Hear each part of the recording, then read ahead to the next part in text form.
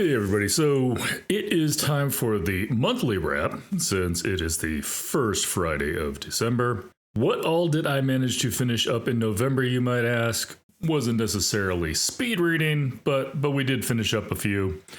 Got a couple of 5-star reads in, if you let me count the one that I just finished, since we won't be doing a weekly wrap up till next week. And also a couple of 4s, 1 3.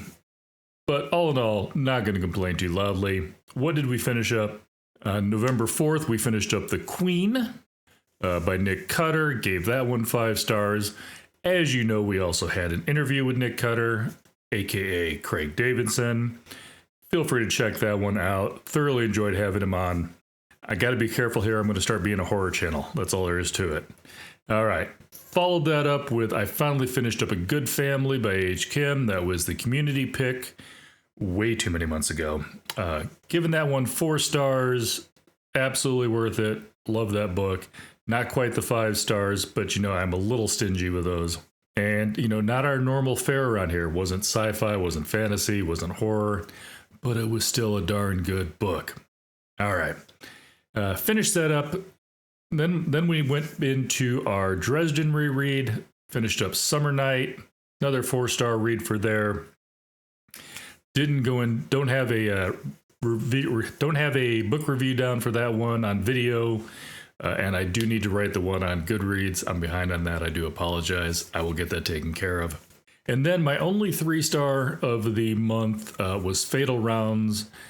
This book, again, it's 3 stars. I mean, some people think 3 stars is a bad review. 3 stars is straight down the middle.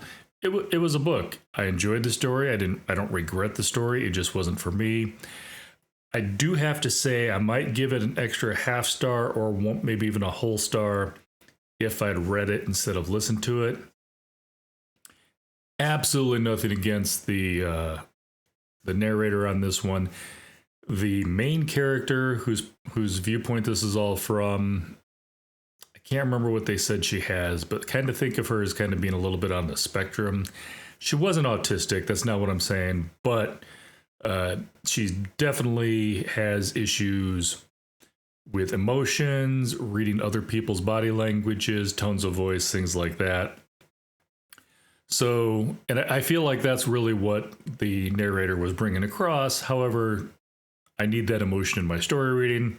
So might be just a little bit better than that. Still wouldn't make it a 5-star, but like I said, 3-star. It was a book. Wasn't a waste of time. Just wasn't a book I was going to tell everybody to read as well. Now I'm going to cheat because I did not read this one in November, but it's a segue. So, story time. About a week ago, I decided it's December. Let's do a little Christmas read. And I had a book that I'd gotten as an advanced listening copy, but I hadn't gotten around to reading it. It actually dropped November 26th. But it was Christmas themed. It was Christmas in Bethel by Richard Paul Evans. And I'm like, sure, let's go ahead and, I've got it. It's already here on my iPhone. So I popped that on. And if you know anything about me, I listen to my audiobooks right before bed. So however many hours an audiobook is usually how many days it takes me, because I pop it on and then, if I can't fall asleep, I'll listen a little bit longer. If I do fall asleep, sometimes I have to back up to see where last part I remember. So audiobooks do take me about a day per hour. I think I started that on a Sunday. So by Monday, I was about 2 hours into it. Or Monday night, I was 2 hours into it. Tuesday morning, I got an email from his agent asking if I wanted to do an author interview.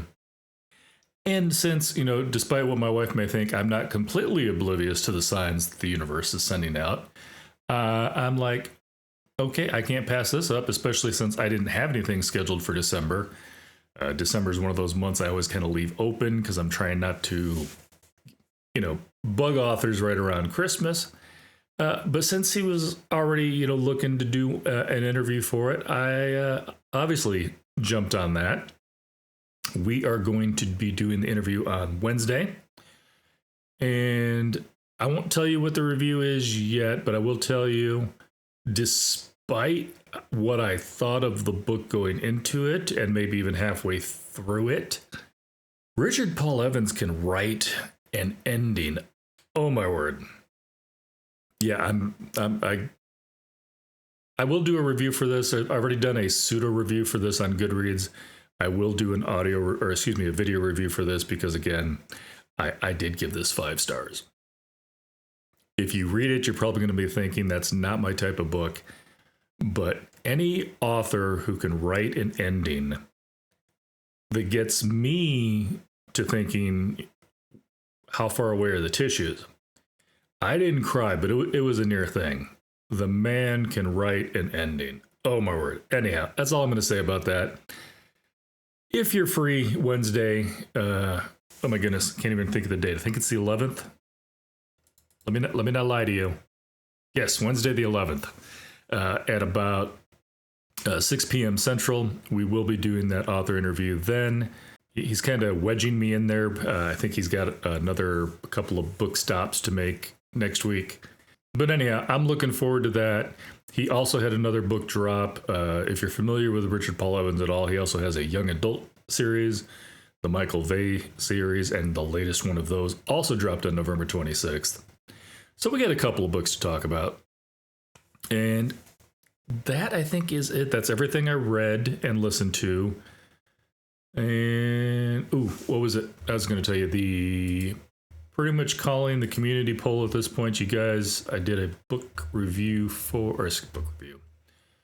since I did finish up A Good Family, I put out there another poll to see what you guys think I should be reading next. It was close, but it looks like Waist Tide by Chen Q. I apologize, Chen. I'm gonna butcher this.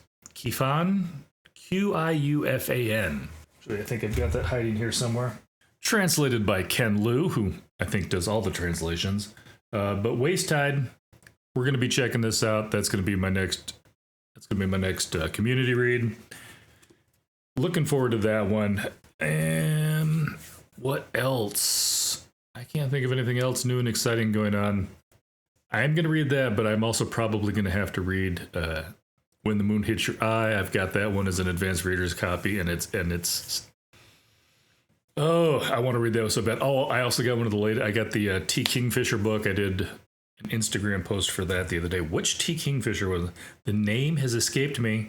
All right, Ursula, which one was it? Which one did I get? What Moves the Dead? Definitely going to be sneaking that one in. That is a super short novella, but I've heard great things about it, and I haven't read a bad T. Kingfisher book yet. I know this is supposed to be the monthly wrap-up, not about all what I'm going to be doing next month, but yeah, or this month, I guess. I used to do these on the last day of the month, but I changed my schedule a little bit.